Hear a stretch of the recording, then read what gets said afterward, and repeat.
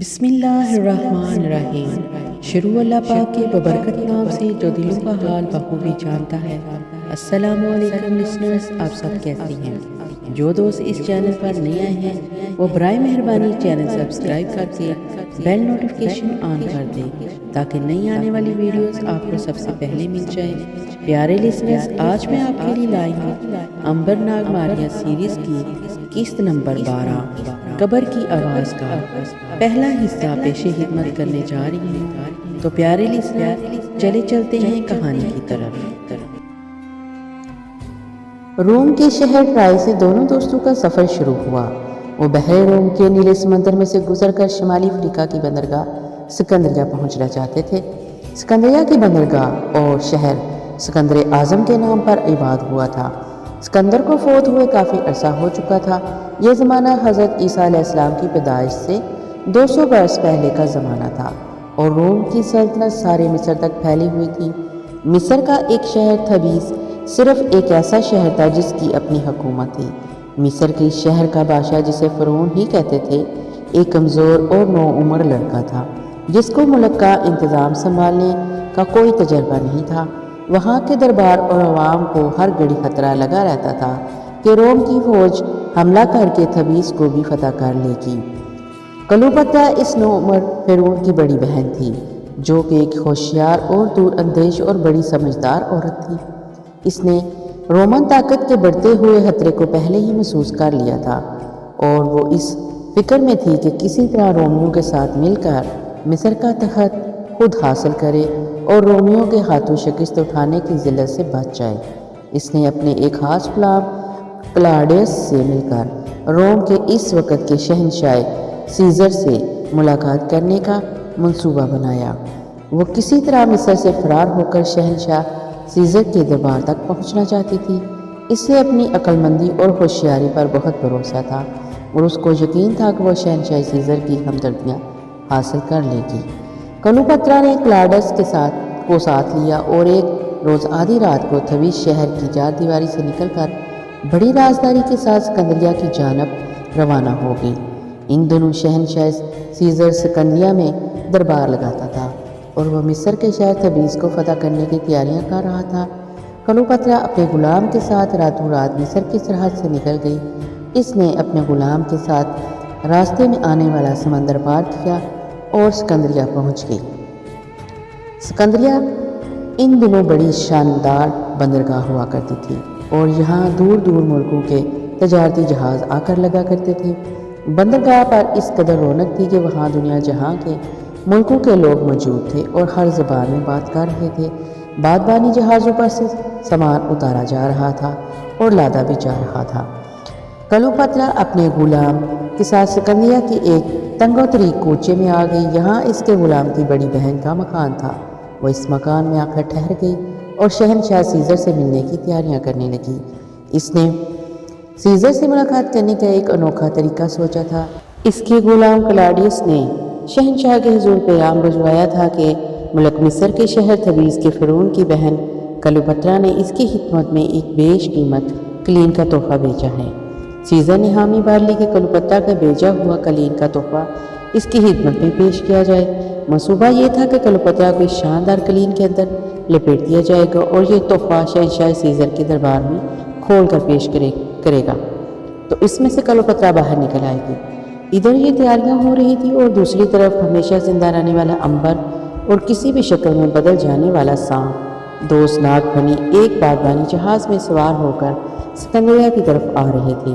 یہ جہاز ایک کافی بڑا تجارتی جہاز تھا جس کا کپتان فلورنس شہر کا رہنے والا تھا۔ کسی زمانے میں وہ بحری ڈاکوؤں کا سردار بھی رہ چکا تھا، لیکن اب اس نے بحری ڈاکے چھوڑ دیے تھے اور تجارتی جہاز رانی شروع کر دی تھی۔ رستے میں عنبر اور ناگفنی سے اس کی بڑی دوستی ہو گئی۔ وہ انہیں اپنے بحری ڈاکو ہونے کے زمانے کی دلچسپ کہانیاں سناتا۔ دونوں دوست اس کی کہانیاں سن کر بہت خوش ہوتے تھے۔ تبت کا راجا کا دیا ہوا قیمتی ہیرا ابھی تک عنبر کے پاس موجود تھا۔ اس ہیرے کی قیمت اس زمانے میں لاکھوں اشرفیاں تھیں، مگر عنبر نے کبھی اسے فروخت کرنے کی ضرورت محسوس نہیں کی۔ جہاز نیلے گہرے سمندر میں چلا جا رہا تھا۔ شام کا وقت تھا۔ ایک رات کے سمندری سفر کے بعد جہاز کو صبح سویرے سکندریہ کی بندرگاہ پر پہنچ جانا تھا۔ عنبر ناگ پھنی اور جہاز کا کپتان عرشے پر بیٹھے سمندر کا نظارہ کر رہے تھے اور آپس میں باتیں بھی کر رہے تھے۔ ذکر ہیرے جواہرات کا ہو رہا تھا۔ جہاز کے کپتان نے انہیں بتایا کہ اس نے بحری ڈاکو زنی کے زمانے میں ایسے ایسے جواہرات حاصل کیے ہیں کہ آج وہ بڑے سے بڑے شہنشاہ کے پاس بھی نہ ہوں گے۔ ناگ پھنی نے پوچھا، وہ سب جواہرات کہاں ہیں کپتان صاحب؟ کپتان نے ناک سکڑ کر اور کندھے چڑھا کر کہا، جہاں سے آئے تھے وہاں چلے گئے۔ سمندر میں سفر کرنے والے جہازوں سے لوٹے تھے اور سمندر میں ہی غرق ہو گئے۔ عنبر نے کہا، ایسے ہیرے جواہرات کا کیا فائدہ جو سمندر میں ڈوب جائیں؟ دولت تو وہ ہے جو اپنی جیب میں ہو۔ کپتان نے قہقہ لگا کر کہا، ایسی دولت تو پھر آج کل سوائے شہنشاہ سیزر کے اور کسی کے پاس نہیں ہے۔ عنبر کہنے لگا، ایسا نہیں ہے۔ کپتان نے تعجب سے پوچھا، وہ کیسے؟ عنبر نے مسکرا کر کہا، وہ ایسے کہ ایک ہیرا میرے پاس بھی ہے جو کسی بادشاہ کے خزانے میں نہ ہوگا۔ کپتان نے تعجب سے عنبر کی طرف دیکھا اور پوچھا، کیا تم وہ ہیرا مجھے دکھا سکتے ہو؟ ضرور ضرور، کیوں نہیں، یہ لو۔ عنبر نے اپنے لبادے کے اندرونی جیب سے ایک شاندار اور چمکیلا ہیرا نکال کر کپتان کو دکھایا۔ یہ ہیرا کبوتر کے انڈے کے برابر تھا اور اس کی چمک دمک سے آنکھیں چندیائے رہی تھیں۔ کپتان کی آنکھیں تو ہیرے کو دیکھ کر پھٹی کی پھٹی رہ گئی۔ واقعی اس نے اس سے پہلے اتنا قیمتی اور شاندار ہیرا نہیں دیکھا تھا۔ کپتان نے کہا، میرے بھائی، یہ ہیرا تو بہت اعلیٰ قسم کا ہے، یہ تم نے کہاں سے حاصل کیا؟ عنبر نے کہا، تبت کے راجا نے مجھے یہ تحفے میں دیا ہے۔ کپتان نے کہا، اگر یہ ہیرا میرے پاس ہوتا تو میں اسے فلورنس شہر کے جوہری کے پاس فروخت کر کے اپنا ایک بہت بڑا تجارتی جہاز بناتا، لیکن میرے پاس تو ایک بھی ہیرا نہ رہا۔ اتنے جہازوں پر ڈاکے مارے اور اتنا خزانہ جمع کیا، لیکن ایک رات طوفان آیا اور سارا خزانہ، سارے ہیرے جواہرات جہاز کے ساتھ ہی سمندر میں غرق ہو گئے۔ ناگ پھنی کہنے لگا، کپتان صاحب، نیک کمائی کبھی ضائع نہیں ہوتی۔ آپ نے لوگوں کی دولت پر ڈاکہ مارا تا قدرت نے وہ دولت آپ سے واپس لے لی، کیونکہ آپ نے گناہ کیا تھا جس کا بدلہ آپ کو مل گیا تھا۔ کپتان کو ناگ پھنی کی یہ بات بہت بری لگی، مگر وہ خاموش رہا۔ اس نے اسی وقت فیصلہ کر لیا کہ وہ عنبر سے ہیرا لے کر رہے گا، خواہ اس کے لیے اسے عنبر اور اس کے دوست ناگ پھنی کو قتل کر کے سمندر میں ہی کیوں نہ پھینکنا پڑے۔ اس نے سوچا، ہیرا بیچ کر اسے اتنی دولت مل جائے گی کہ وہ اپنا ذاتی نیا بادبانی جہاز خرید لے گا اور دوسرے جہازوں کی نوکری کرنے سے بچ جائے گا۔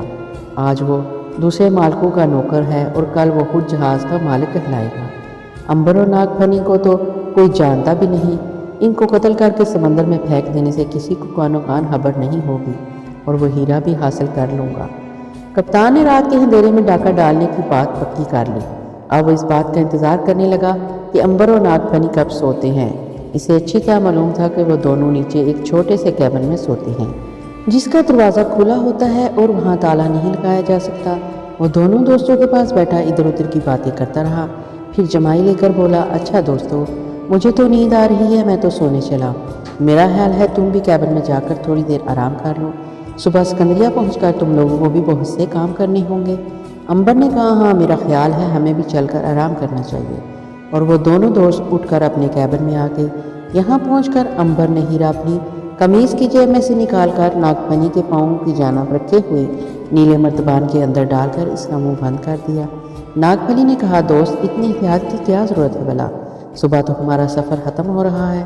عنبر نے مسکرا کر کہا، تمہیں معلوم نہیں ہے کہ اس جہاز کا کپتان ڈاکو رہ چکا ہے؟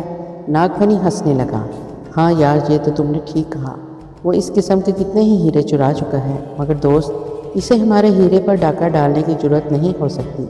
وہ کیسے بھلا؟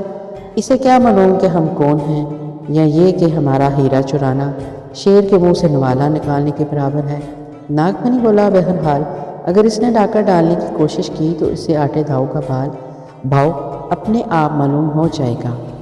پھر ناگ پھنی نے عنبر سے پوچھا، اگر کپتان کی نیت میں فطور آ جائے اور اس نے ڈاکہ مارنے کی کوشش کی تو کیا خیال ہے، اسے ہلاک کر دیا جائے یا معاف کر دیا جائے؟ عنبر نے سوچ کر جواب دیا، میرا خیال ہے کہ صرف اتنی سزا دی جائے کہ جسے وہ ساری عمر یاد رکھے اور آئندہ کبھی چوری کرنے کی جرت نہ کرے۔ بہت بہتر دوست، اگر ڈاکو یہاں آیا، میں اس کے جسم میں اتنا زہر داخل کر دوں گا کہ وہ مرے گا نہیں، لیکن اس کی آواز بند ہو جائے گی، وہ صرف اشاروں میں سے بات کر سکے گا اور ساری زندگی اپنی آواز دوبارہ حاصل نہ کر سکے گا۔ ہاں، اس کے لیے اتنی سزا ہی کافی ہوگی، مگر میرا خیال ہے کہ وہ آئے گا نہیں۔ ڈاکو کا کوئی اعتبار نہیں ہوتا۔ دونوں دوست اسی طرح باتیں کرتے کرتے اپنے بستر پر لیٹ گئے۔ تھوڑی دیر بعد امبر ہراٹے نہیں لگا۔ وہ تو بڑے مزے سے سو گیا، لیکن اب ناگ پھنی کی ذمہ داری ہو گئی تھی کہ وہ ہیرے کی حفاظت کرے اور کپتان چوری کرنے آئے تو اسے اس کا مزہ چکھائے۔ چنانچہ وہ آنکھیں کھولے جاگتا رہا۔ اس نے وہی کیا جو سانپ کیا کرتے ہیں، یعنی آنکھیں کھلی بھی رکھے اور سو بھی گیا، مگر اس کی نیند بالکل ایک سانپ کی نیند تھی، یعنی کسی غیر آدمی کی بو اسے ایک پل کے اندر اندر جگا دیتی، وگرنہ ایک انسان کے روپ میں وہ بڑے مزے سے ہراٹے لے کر سوتا۔ بادبانی جہاز ستاروں کی روشنی میں بڑے سکون کے ساتھ سکندریہ کی طرف بڑھ رہا تھا۔ سمندر میں کوئی طوفان نہیں تھا۔ جہاز کی تمام روشنیاں بجھا دی گئی تھی، صرف کپتان کے کیبن میں ایک شمع جل رہی تھی۔ تھوڑی دیر کے بعد کپتان نے بھی شمع بجھا کر اٹھا اور کیبن سے باہر نکل آیا، اور عرشے پر جا کے اس نے بڑے غور سے چاروں طرف دیکھا۔ وہاں کوئی آدمی بھی نہیں تھا، صرف 2-3 مسافر لکڑی کے جنگلے کے ساتھ لگ کر سو رہے تھے۔ کپتان نے سوچا کہ ہیرے کے مالک کو یا دونوں دوستوں کو قتل کرنے کے بعد وہ بڑے آرام سے ان کی لاش سمندر میں پھینک سکتا ہے۔ سب مسافر سو رہے ہیں، انہیں کیا معلوم کہ کیا ہو رہا ہے۔ جہاز پر گہری خاموشی تھی، صرف لہریں جب جہاز کے پیندے سے ٹکراتی تو آواز پیدا ہوتی تھی۔ بادبان ہوا سے پھولے ہوئے تھے اور جہاز ایک خاص رفتار کے ساتھ بندرگاہ کی طرف بڑھتا چلا جا رہا تھا۔ کپتان صبح ہونے سے پہلے پہلے امبر اور ناگ پھنی کو قتل کر کے ہیرا اپنے قبضے میں کر لینا چاہتا تھا، کیونکہ سکندریہ پہنچ جانے کے بعد وہ پھر کبھی ہیرا حاصل نہیں کر سکتا تھا۔ کپتان اس کام کے لیے یہ سنہری موقع سمجھ رہا تھا اور اس موقع سے پورا فائدہ اٹھانا چاہتا تھا۔ اس بے چارے کو کیا معلوم کہ جس موقع کو وہ اپنی طرف سے ایک سنہری موقع سمجھ رہا ہے وہ اس کی زندگی سب سے منحوس گھڑی ہوگی، جبکہ وہ ہمیشہ کے لیے اپنی تیز اور پاٹدار آواز سے محروم ہو جائے گا۔ کپتان بڑی احتیاط اور رازداری کے ساتھ عرشہ کا چھوٹا سا زینہ اتر کر نیچے اس اندھیری راہداری میں آ گیا جس کے کونے پر امبر اور اس کے دوست ناگ پھنی کا کیبن تھا۔ کپتان کو جہاز کے تمام راستوں اور برآمدوں کا علم تھا، چنانچہ وہ بلا کھٹکا کیے آگے بڑھتا گیا اور پھر امبر کے کیبن کے پاس آ کر رک گیا۔ وہ دروازے کے ساتھ کان لگا کر سننے لگا کہ اندر کوئی جاگ تو نہیں رہا۔ اسے ہراٹوں کی آواز سنائی دی، گویا سب سو رہے تھے۔ کپتان نے آہستہ سے دروازہ کھولا اور اندر داخل ہو گیا۔ کیبن میں داخل ہوتے ہی اس نے ادھر ادھر چیزوں کو بڑی ہوشیاری سے الٹ پلٹ کر دیکھنا شروع کر دیا۔ آخر وہ اس نیلے مرتبان کے پاس پہنچ گیا جس کے اندر قیمتی ہیرا رکھا تھا۔ کپتان نے مرتبان کے منہ پر بندھا ہوا کپڑا ہٹایا، پھر اس کے اندر ہاتھ ڈالا تو قیمتی ہیرا اس کے ہاتھ میں آ گیا۔ کپتان کا چہرہ خوشی سے کھل اٹھا۔ اندھیرے میں ہیرا بڑا چمک رہا تھا، اس کی مراد اسے مل گئی تھی۔ یہ ساری کارروائی امبر کا دوست ناگ پھنی اندھیرے میں کھلی آنکھوں سے دیکھ رہا تھا۔ جس قیمتی ہیرے کی تلاش میں وہ وہاں آیا تھا وہ اسے مل گیا تھا۔ اس نے ہیرا جیب میں رکھا اور خنجر نکال کر امبر کی طرف اسے قتل کرنے کی نیت سے بڑھا۔ اب امبر کی بھی آنکھ کھل گئی تھی اور وہ ناگ پھنی کی کارستانی کا انتظار کر رہا تھا۔ کپتان کے خنجر سے وہ خوفزدہ نہیں تھا، کیونکہ اسے معلوم تھا کہ نہ تو خنجر سے وہ زخمی ہوگا اور نہ ہی مرے گا۔ کپتان نے آگے بڑھ کر خنجر پوری طاقت سے امبر کے دل میں گھونپ دیا، مگر یہ دیکھ کر اس کی حیرانی کی کوئی انتہا نہ رہی کہ نہ تو امبر نے کچھ چیخ ماری ہے اور نہ خون کا ایک قطرہ بہا۔ امبر پہلے لیٹا تھا اور ویسے ہی لیٹا رہا۔ کپتان نے خنجر اس کے سینے سے باہر کھینچا تو وہ اسی کا بے داغ تھا جس سے پہلے تھا۔ کپتان کچھ گھبرا سا گیا۔ اس عرصے میں ناگ نے سانپ کی شکل اختیار کر لی تھی اور وہ اس کے پیچھے پھن پھیلائے کھڑا تھا۔ اچانک کپتان کو اپنے پیچھے جیسے سانپ کی پھٹکار سی سنائی دی اور اس نے پلٹ کر دیکھا تو خنجر اس کے ہاتھ سے چھوٹ کر نیچے گر پڑا۔ ایک بھیانک سیاہ کالا سانپ پھن پھیلائے اس کی طرف خون آلود آنکھوں سے دیکھ رہا تھا اور بار بار اپنی زہریلی زبان پھیلا رہا تھا۔ کپتان ایک دم بھاگ اٹھا۔ وہ کیبن سے باہر راہداری میں آ گیا۔ سانپ بھی اس کے پیچھے بھاگا۔ سانپ نے کپتان کو سیڑھیوں کے پاس جا لیا۔ وہ سیڑھیاں چڑھ رہا تھا کہ سانپ نے لپک کر اس کے پاؤں پر ڈس دیا۔ سانپ کے ڈستے ہی کپتان کو یوں محسوس ہوا جیسے کسی نے اس کا گلا دبانا شروع کر دیا ہے۔ اس نے دونوں ہاتھوں سے اپنا گلا ملنا شروع کر دیا۔ سانپ اس اثناء میں واپس کیبن میں آ چکا تھا۔ اس نے امبر کو بتایا کہ وہ کپتان کو ڈس کے آیا ہے۔ امبر اٹھ کر کیبن سے باہر آ گیا۔ کپتان سیڑھیوں کے پاس بے ہوش پڑا تھا۔ امبر نے اس کی جیب سے ہیرا نکالا اور واپس اپنے کیبن میں آ کر سو گیا۔ ناگ پھنی بھی دوبارہ انسانی شکل میں آ کر اپنے بستر پر لیٹ گیا۔ کپتان کو ہوش آیا تو دن نکل آیا تھا اور وہ اپنے کیبن پر بستر پر پڑا ہوا تھا۔ اور جہاز کے لوگ اس کے ارد گرد جمع تھے۔ ایک حکیم اس کے سر پر کوئی روغن مر رہا تھا۔ حکیم نے پوچھا، آپ کی طبیعت کیسی ہے؟ کپتان نے کہنا چاہا کہ اچھا نہیں ہوں، لیکن اس کی آواز اس کے حلق سے باہر نہیں نکل سکی۔ لوگ کپتان کے ہونٹوں کو ہلتا دیکھ رہے تھے، مگر اس کی آواز کسی کو بھی سنائی نہیں دے رہی تھی۔ کپتان نے دونوں ہاتھوں سے اپنا گلا تھام کر آنکھیں بند کر لیں۔ اس کی آواز ہمیشہ کے لیے ختم ہو چکی تھی۔ امبر اور ناگ فنی بھی اس کے پاس کھڑے تھے۔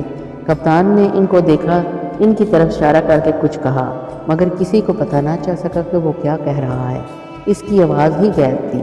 پھر کسی کو کیا پتہ چلتا کہ وہ امبر اور ناگ فنی کے بارے میں کیا کہہ رہا ہے۔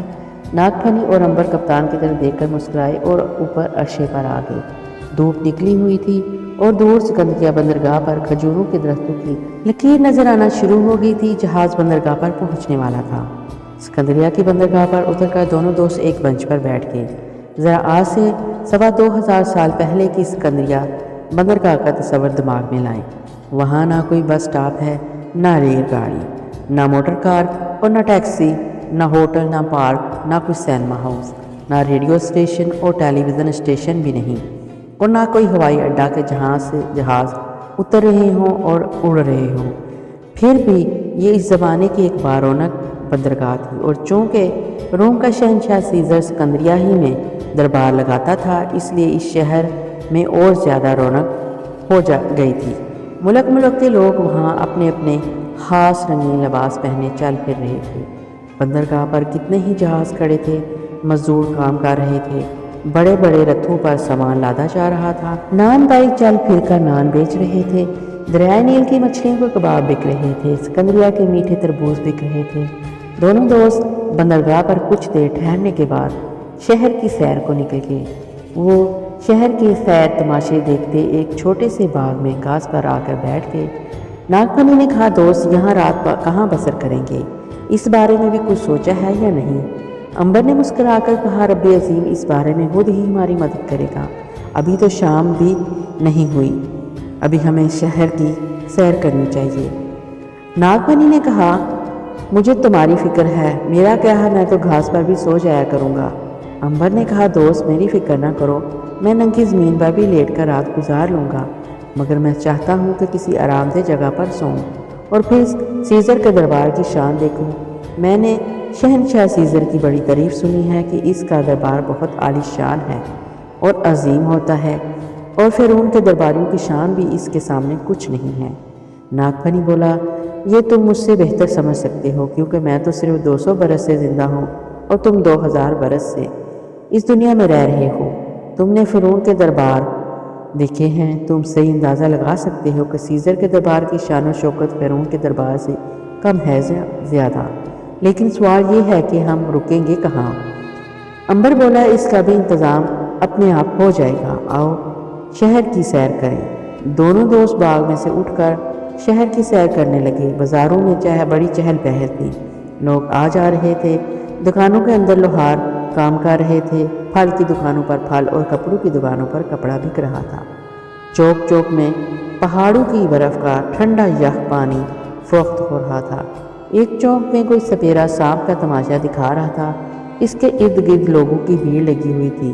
امبر اور ناگ فنی بھی وہاں آ کر کھڑے ہو گئے اور سانپوں کا تماشا دیکھنے لگے۔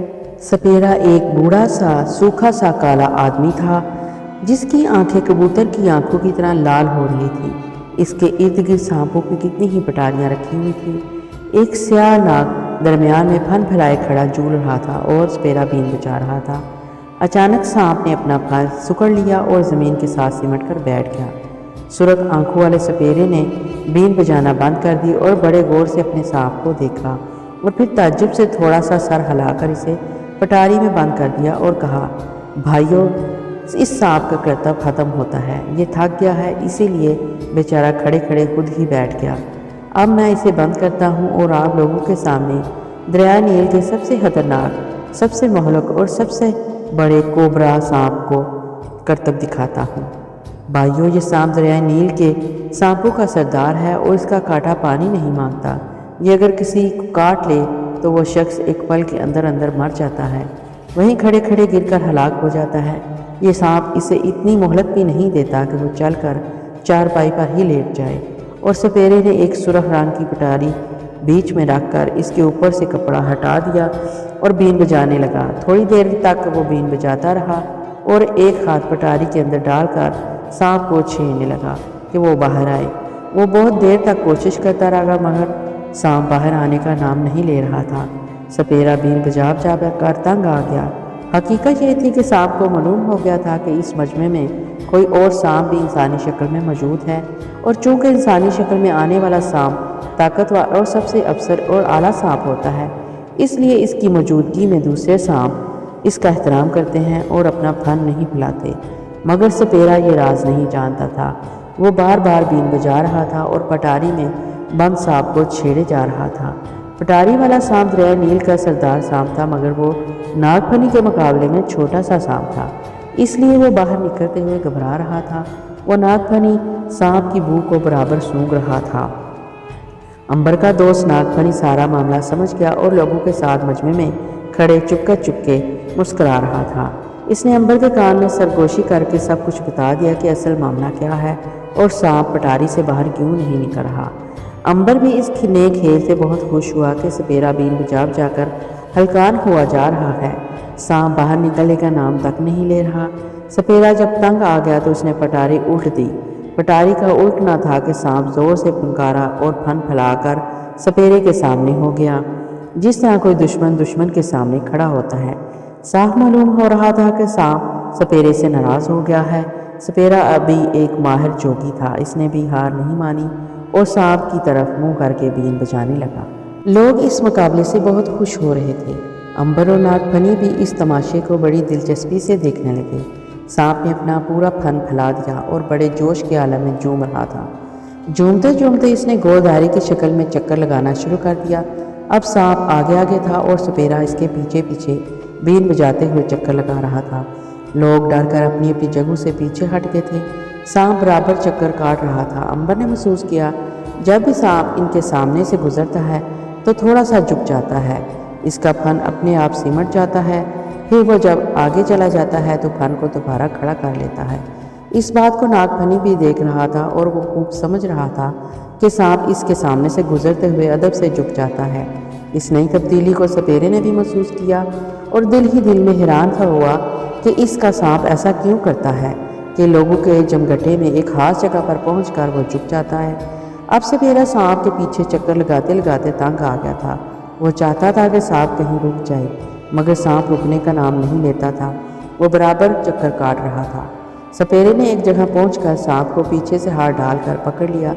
جو ہی اس نے سانپ کو پکڑا، سانپ نے جھپٹ کر سپیرے کے انگوٹھے پر ڈس دیا۔ سپیرے نے تڑپ کر سانپ کو چھوڑ دیا اور انگوٹھا پکڑ کر بیٹھ گیا۔ سانپ پٹاری کے پاس بیٹھ گیا تھا اور پھن پھیلائے جھومنے لگا۔ سپیرے کا رنگ سیاہی مال تو پہلے ہی تھا، اب نیلا پڑنے لگا۔ اس نے جلدی سے اپنی پٹاری میں سے کچھ دوائیاں نکال کر جہاں سانپ نے کاٹا تھا وہاں لگائیں، مگر کوئی اثر نہ ہوا۔ لوگ اس کے قریب آ گئے۔ کسی نے کہا اسے حکیم کے پاس لے چلو، کسی نے کہا اس کا انگوٹھا کاٹ دو، مگر سانپ نے پھنکار مار کر سب کو وہاں سے بھگا دیا۔ آخر ناگ پھنی نے جب دیکھا کہ سپیرے کے بچنے کی کوئی امید نہیں تو وہ آگے بڑھ کر سپیرے کے قریب آ گیا۔ اس کے قریب آنا تھا کہ سانپ نے فوراً اپنا پھن سکڑ لیا اور چپکے سے کھسک کر پٹاری کے اندر چلا گیا۔ سپیرا زمین پر لیٹ گیا اور لمبے سانس لینے لگا۔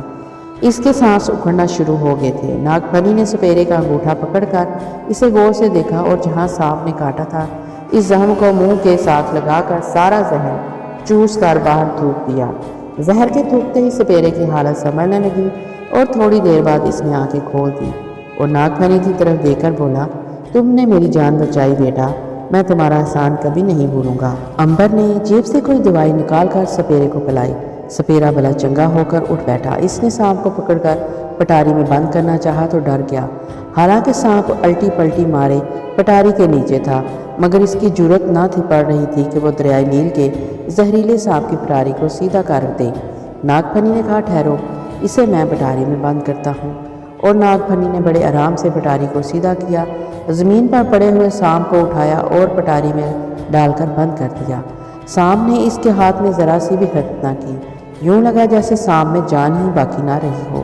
سپیرے نے پوچھا، بیٹا تم کون ہو اور سکندریہ میں کہاں ٹھہرے ہو؟ ناگ پھنی نے کہا، میرا نام یورکا ہے بابا، یہ میرا دوست حکیم امبر ہے۔ ہم دونوں ٹرائے سے ایک بحری جہاز میں ملازم ہو گئے تھے، مگر راستے میں جہاز کے کپتان سے ہماری لڑائی ہو گئی۔ اس نے ہمیں نوکری سے جواب دے دیا۔ اب ہم سکندریہ میں بیکار پھر رہے ہیں، ہمارے پاس سر چھپانے کے لیے جگہ بھی نہیں ہے۔ سپیرے نے کہا، میرے بچوں، اگرچہ میں غریب ہوں، لیکن جب تک ٹھکانے کی تمہیں کوئی جگہ نہیں ملتی، تم میرے جھونپڑے میں رہ سکتے ہو۔ وہاں سوائے میرے اور میری بیٹی کی اور کوئی نہیں ہے۔ میری بچی ہم تینوں کے لیے کھانا پکایا کرے گی، جو روکھی سوکھی ہم کھاتے ہیں وہ تم بھی کھا لیا کرنا۔ ناگ پھنی نے کہا، تم کہاں اتنی تکلیف اٹھاؤ گے بابا، ہم کسی اور جگہ پڑ جائیں گے۔ سپیرا بولا، نہیں بیٹا، مجھے کیا تکلیف ہوگی بلا، اور پھر اتنے بڑے شہر میں تم کہاں مارے مارے پھرو گے؟ مجھے خوشی ہوگی تم میرے ہاں ٹھہرو، تم نے میری جان بچائی ہے، میرا فرض ہے میں تمہاری خدمت کروں۔ آخر امبر نے ناگ پھنی سے کہا، اگر بابا جی کا بہت اصرار ہے تو جب تک ہمیں کوئی اور جگہ نہیں ملتی ہم انہی کے پاس ٹھہر جاتے ہیں۔ چنانچہ امبر اور ناگ پھنی سپیرے کے ساتھ اس کے جھونپڑے میں آ گئے۔ سپیرے کا جھونپڑا شہر سے دور ایک جھیل کے کنارے درختوں میں بنا ہوا تھا۔ اس کی اکلوتی بیٹی سانپوں کے مرتبانوں میں دودھ اور شہد ڈال رہی تھی۔ جب امبر اور ناگ پھنی وہاں پہنچے، بابا نے اپنی بیٹی سے مہمانوں کو ملوایا اور کہا، یہ میری بڑی بیٹی رانی ہے، میں اسے پیار سے ناگ رانی کہا کرتا ہوں۔ سارے سانپ اس کے دوست ہیں، اسے کچھ نہیں کہتے، یہی ان سب کو دودھ اور شہد ڈالتی ہے۔ پھر سپیرے نے اپنی بیٹی کو سارا قصہ بیان کیا کہ کس طرح اس لڑکے نے یورکا نے ناگ پھنی نے اس کی جان بچائی ہے۔ دریائے نیل کے سانپ نے اسے کاٹ لیا تھا، اگر یورکا کا اس کا زہر نہ چوستا تو وہ مر چکا ہوتا۔ سپیرے کی بیٹی نے ناگ پھنی کا شکریہ ادا کیا اور کہا، آپ لوگوں کو میں آج سے اپنا بھائی سمجھوں گی، میرے بابا کی جان بچا کر آپ نے ہمیشہ کے لیے ہماری دعائیں حاصل کر لی ہیں۔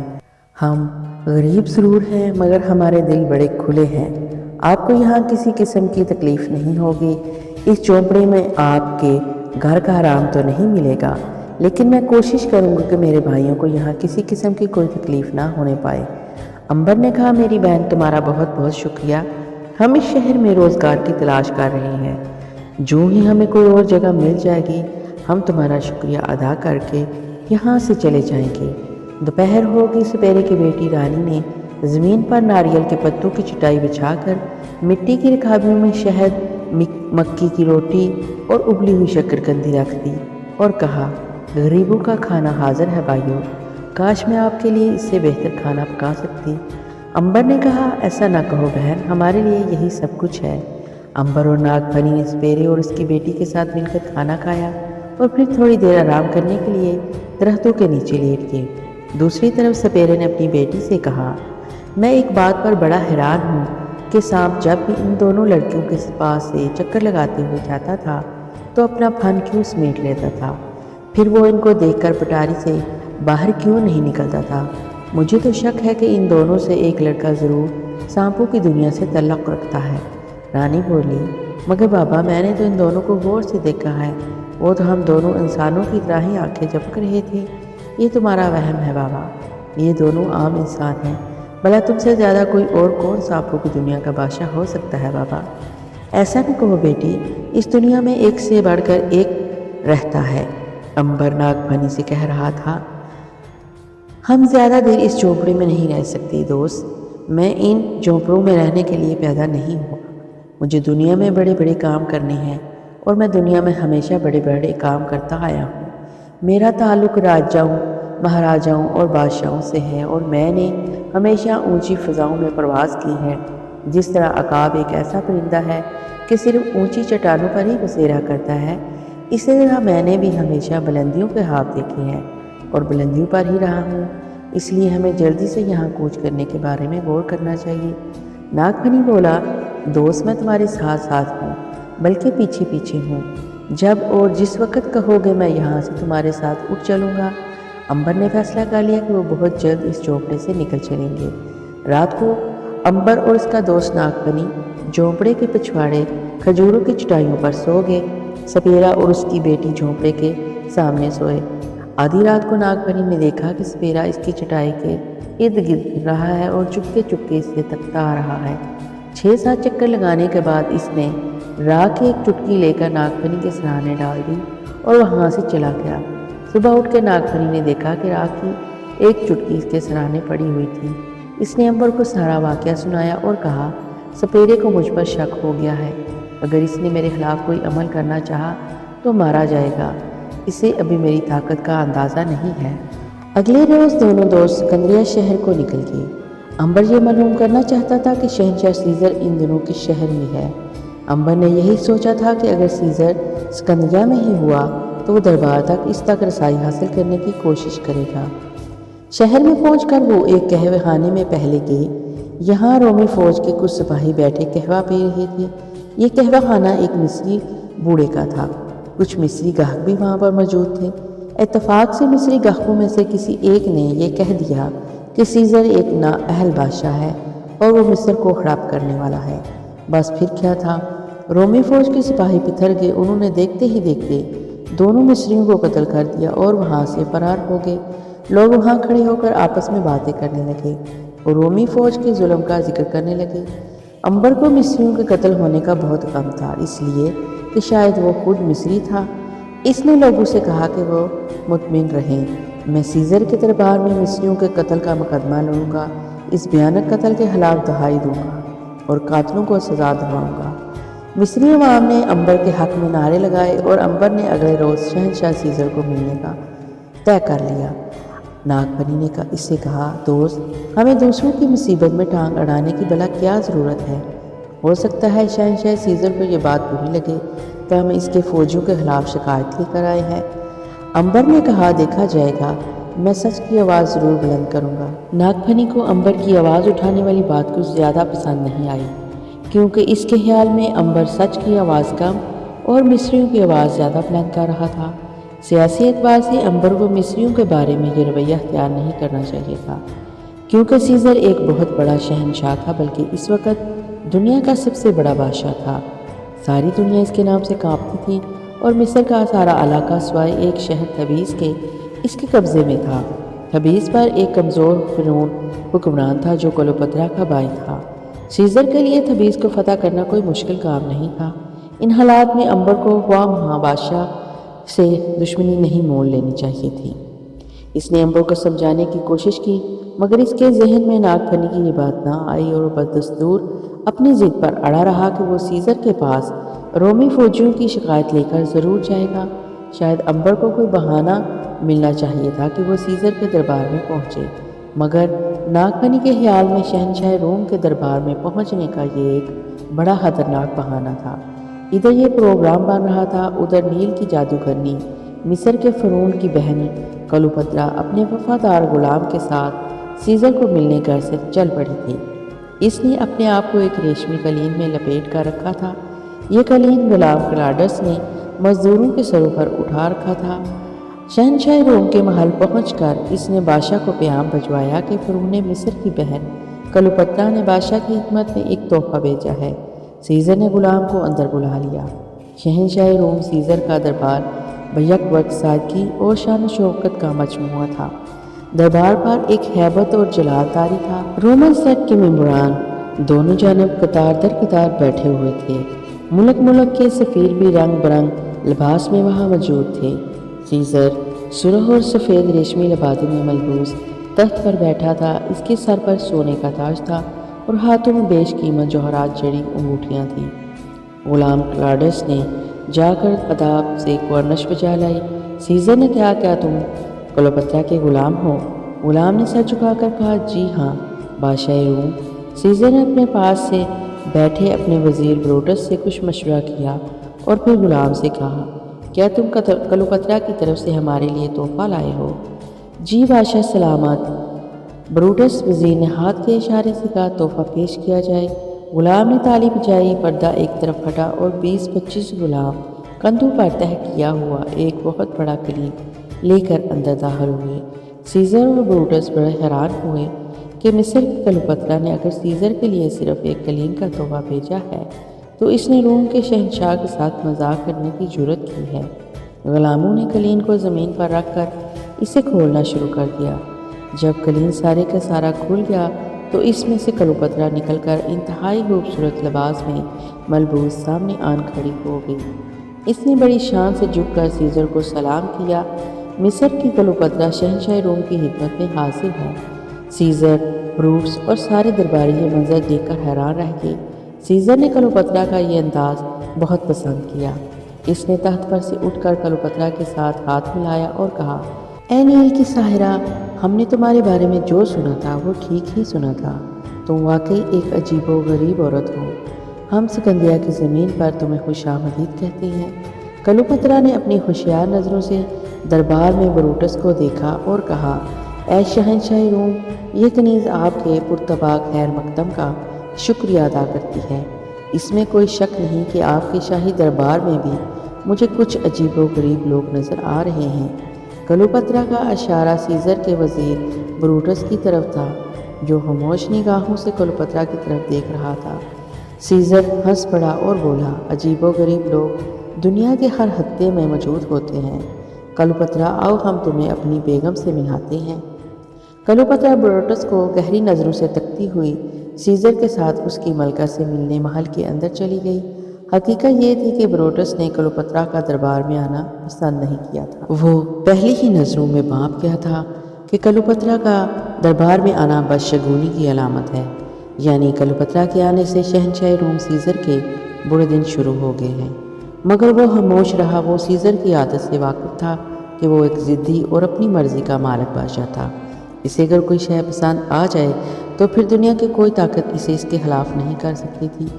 اس نے کلوپترا کو پسند کر لیا تھا اور اب کلوپترا کے خلاف وہ کوئی بات نہیں سن سکتا تھا۔ بروٹس نے اپنے ساتھی عقدۂ دین وغیرہ سے مشورہ کیا کہ سیزر کو مصر کی جادوگرنی سے کس طرح بچایا جائے، کیونکہ اگر کلوپترا کا اثر و رسوخ بڑھ گیا تو روم کی سلطنت کو خطرہ پیدا ہو سکتا ہے۔ عقدۂ دین بھی ایک محب الوطن رومی سردار تھا۔ وہ بھی بروٹس کی طرح یہ کسی قیمت برداشت نہیں کر سکتا تھا کہ رومی حکومت کو کوئی آنچ آئے۔ اسے بھی معلوم تھا کہ سیزر ایک محب الوطن مگر جذباتی بادشاہ ہے۔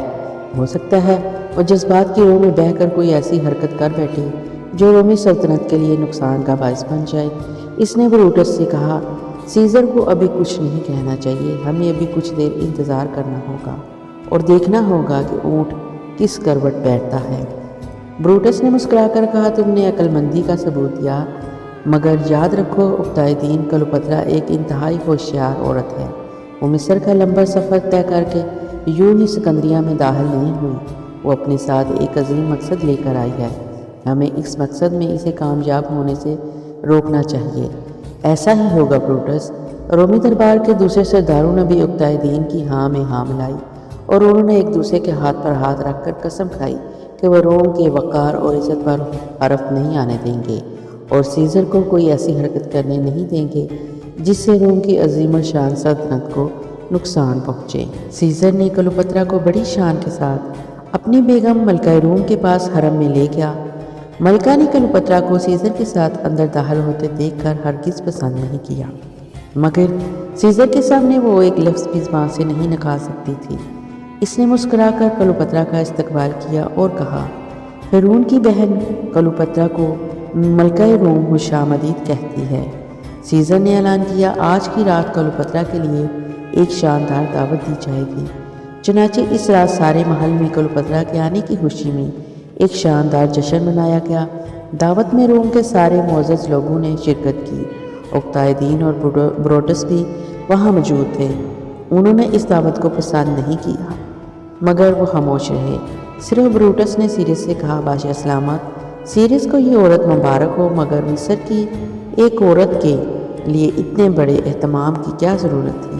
سیریس کو بروٹس کا یہ فکرہ برا لگا۔ اس نے ماتھے پر سلوٹیں ڈالتے ہوئے کہا، بروٹس، تم کیا سمجھتے ہو کلوپترا ایک عام عورت ہے؟ نہیں، وہ مصر کی دیوی ہے، وہ ایک عظیم الشان عورت ہے۔ بروٹس نے زیادہ بات کرنی مناسب نہ سمجھی، وہ خاموش ہو گیا۔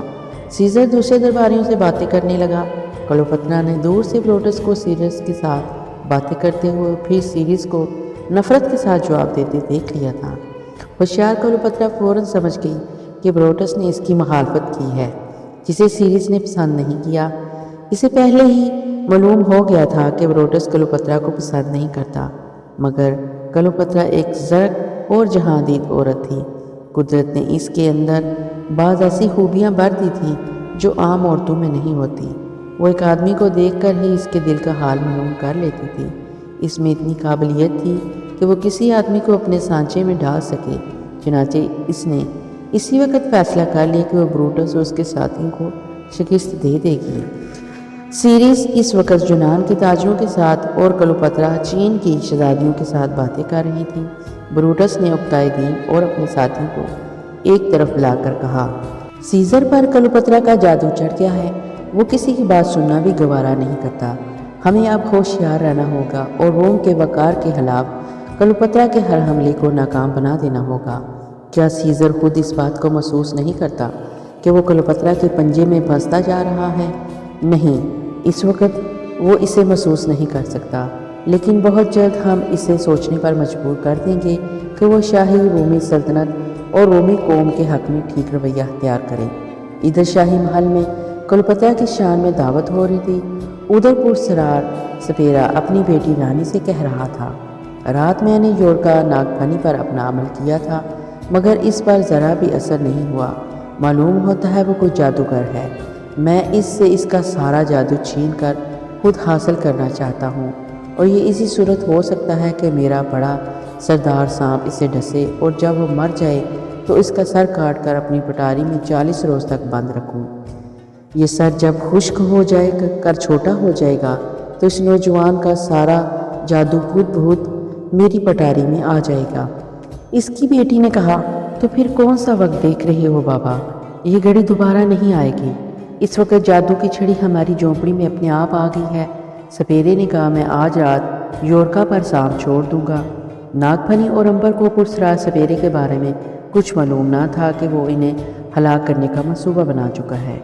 وہ شام کو جھونپڑے میں واپس آ گئے تو سپیرے نے بڑی خوشی کے ساتھ ان کا استقبال کیا اور کہا، آج میری بیٹی رانی نے تمہارے لیے درائے نیل کے کملوں کے بیج پکائے ہیں، امید ہے تمہیں پسند آئیں گے۔ امبر نے کہا، ضرور ضرور۔ کھانے پر انہوں نے کنول کے بیج کا سالن بہت خوش ہو کر کھایا۔ یہ سالن واقعی بہت مزیدار تھا، لیکن انہیں بالکل خبر نہ تھی کہ سپیرے نے اس سالن کے اندر ایک ایسی دوا ڈال دی ہے جو بہت زیادہ نیند لاتی ہے اور آدمی کو سوتے میں بالکل ہوش نہیں رہتا کہ اس کے ساتھ کیا ہو رہا ہے۔ اب بھلا اس سپیرے کو کیا خبر تھی کہ وہ دونوں کسی دوسری دنیا کے آدمی ہیں؟ ایک تو سانپ ہے اور دوسرا 2000 برس سے زندہ چلا آ رہا ہے۔ چنانچہ رات کو بڑے آرام سے سو گئے۔ سپیرے کا خیال تھا کہ وہ بے ہوش ہو چکے ہیں۔ اس نے پٹاری میں سے سانپ نکال کر چھوڑ دیا اور خود ایک طرف اندھیرے میں کھڑا ہو کر تماشا دیکھنے لگا۔ سانپ سیاہ ناگ تھا، وہ پھن پھلائے امبر کی طرف بڑھنے لگا۔ امبر گہری نیند سو رہا تھا، اس نے لپک کر امبر کو ڈس دیا۔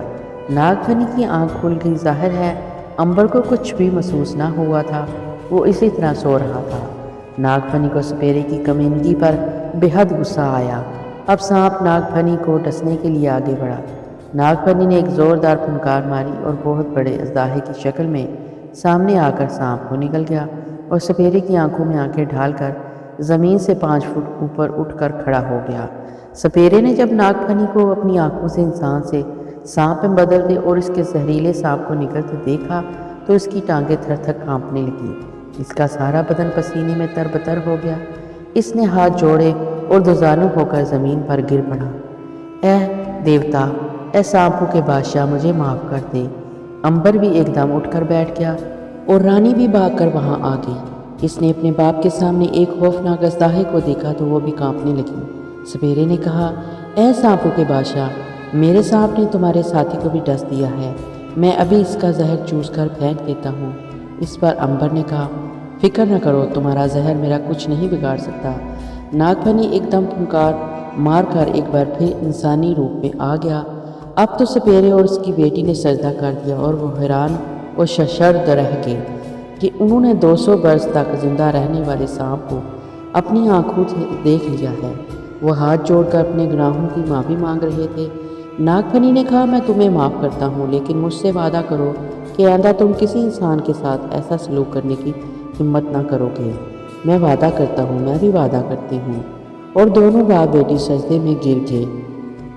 امبر کے سانپ دوست ناگفنی نے صبح اٹھتے ہی امبر سے کہا، ہمیں اب اس جھونپڑے کو ہمیشہ کے لیے چھوڑ دینا چاہیے، کیونکہ اس سپیرے پر میرے سانپ ہونے کا راز کھل گیا ہے۔ میں اسے ہلاک کر دینا چاہتا تھا، مگر اس کی جوان بیٹی کی خاطر اسے ہلاک نہیں کر رہا۔ بہتر یہی ہے کہ ہم یہاں سے چلے جائیں۔ جیسے تمہاری مرضی۔ چنانچہ اسی روز عنبر اور ناگفنی وہاں سے نکل گئے۔ بوڑھا سپیرا انہیں دیکھتا ہی رہ گیا۔ جب وہ چلے گئے تو اس نے اپنی بیٹی سے کہا، بیٹی، ہم نے ایک بہت بڑا سنہری موقع کھو دیا ہے۔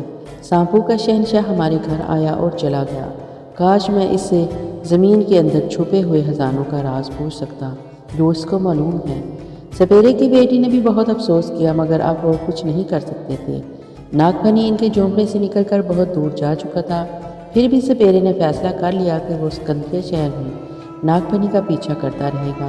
اگر اس نے اسے خزانے کا راز بتا دیا تو وہ اس پر آگ پھینک کر اسے ہمیشہ کے لیے ختم کر دے گا۔ یہ صرف پرسرار مکار سپیرے کو ہی معلوم تھا کہ ایسا سانپ جو ہر قسم کی شکل بدل لے صرف آگ ہی سے ہلاک ہو سکتا ہے۔ اس نے پٹاری بغل میں دبائی اور ناگفنی کی تلاش میں نکل کھڑا ہوا۔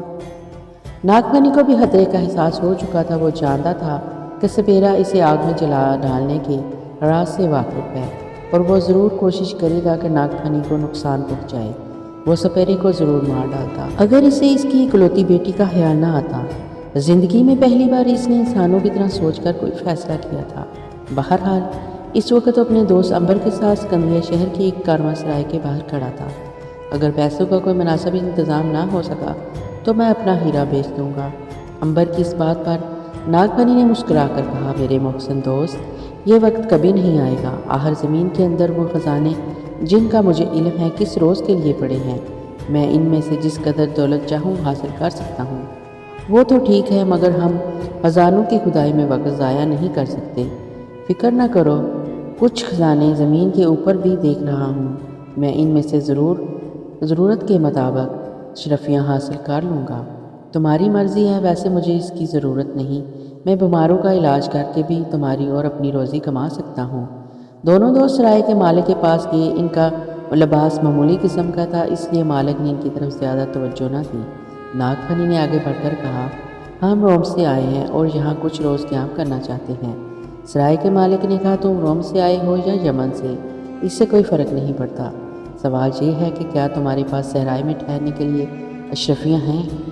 عنبر نے کہا، ہمارا نوکر سامان وغیرہ لے کر کل پہنچ رہا ہے۔ ہم کل آپ کو کرایہ ادا کر دیں گے۔ میاں، اپنا راستہ ناپو، تم جیسے سوداگر میں نے بہت دیکھے ہیں۔ سرائے کے مالک نے اتنا کہہ کر ناگفنی کو آگے بڑھنے کے لیے کہا۔ آخر ناگفنی سے رہا نہ گیا تو اس نے کہا، جناب عالی، ہم پر اعتبار کیجیے، ہم کل آپ کو کرائے کی ایک ایک پائی ادا کر دیں گے۔ مگر سرائے کا مالک تو ایک ہی ضدی اور لالچی شخص تھا۔ وہ یہی رٹ لگائے ہوئے تھا کہ کرایہ پیشگی دو گے تو ہی سرائے میں ٹھہرنے کی اجازت دوں گا، ورنہ یہاں سے چلتے بنو۔ ناگفنی کو غصہ آ گیا۔ اس نے کہا، اچھا جناب، دیکھتا ہوں آپ کے باقی مسافر یہاں کس طرح رہتے ہیں۔ ابھی سارے کے سارے آپ کی سرائے چھوڑ کر بھاگ جائیں گے اور آپ کی سرائے خالی ہو جائے گی۔ سرائے کے مالک نے گرج کر کہا، چلو چلو اپنا کام کرو، آ جاتے ہیں لفنگے اٹھائے گرے کہیں کے۔ ناگفنی اسے کچھ کہنے ہی والا تھا کہ عنبر نے اسے روک دیا اور پرے لے گیا۔ اس نے ناگفنی کو سمجھایا کہ وہاں سرائے کے مالک سے جھگڑا کرنے سے کیا فائدہ جب ان کے پاس ایک پھوٹی کوڑی بھی نہیں ہے۔ ناگفنی بڑے غصے میں تھا اور عنبر سے بار بار یہی کہہ رہا تھا کہ میں سرائے کے مالک کو اس کی گستاخی کی ضرور سزا دوں گا اور اسے بتاؤں گا کہ شریف لوگوں سے بدتمیزی کے ساتھ گفتگو نہیں کرنی چاہیے۔ مگر بھائی، تم کیا کرو گے؟ کیا اسے ہلاک کر دو گے؟ نہیں، ایسا نہیں کروں گا۔ میں نے جو کہا ہے وہی کروں گا۔ میں اس کی ساری سرائے خالی کر دوں گا۔ اس کے سارے مسافر سرائے سے بھاگتے نظر آئیں گے۔ تم ذرا اس مکان کی دیوار کے پاس آ جاؤ۔ عنبر سمجھ گیا کہ ناگفنی کوئی بہت بڑی شرارت کرنے والا ہے۔ وہ دیوار کے نیچے ایک پتھر پر بیٹھ گیا۔ ناگفنی نے ادھر ادھر دیکھا اور پھر دیوار کی طرف منہ کر کے بولا، تم میرے آنے تک اسی جگہ میرا انتظار کرنا، کہیں ادھر ادھر مت جانا۔ عنبر، میں بہت جلد واپس آ جاؤں گا۔ عنبر نے کہا، مگر تم کیا کرنے والے ہو؟ تم دیکھتے جاؤ بس۔ ناگفنی نے زور سے سانس باہر کھینچ کر ایک پھنکار سی ماری۔ آواز بلند ہوئی اور ناگفنی انسان سے ایک کالا سانپ بن گیا اور سرائے کی جانب رینگنے لگا۔ سانپ رینگتا ہوا پچھلی جانب سے سرائے کے اندر داخل ہو گیا۔ سرائے میں اس وقت لوگ ناشتہ کر رہے تھے۔ سانپ رینگ کر ایک کوٹری میں داخل ہوا۔ اندر دو چار مسافر قلین پر بیٹھے قہوہ پی رہے تھے۔ سانپ بوریوں کے پیچھے چھپ گیا اور وہیں سے ایک دم شیر کا روپ بدل کر زور سے داڑا۔ اس کی بھیانک گرج سن کر مسافروں کے ہاتھوں سے پیالیاں گر پڑی۔ جب انہوں نے ایک سرخ آنکھوں اور تیز نوکیلے دانتوں والے شیر کو اپنے کمرے میں دھاڑتے دیکھا تو پاگلوں کی طرح کوٹھڑیوں میں سے بھاگ کر باہر آ گئے۔ ناگ پنی وہاں سے دوسری کوٹری میں آ گیا۔ یہاں بھی کچھ مسافر بڑے سکون سے بیٹھے کچھ کھا پی رہے تھے۔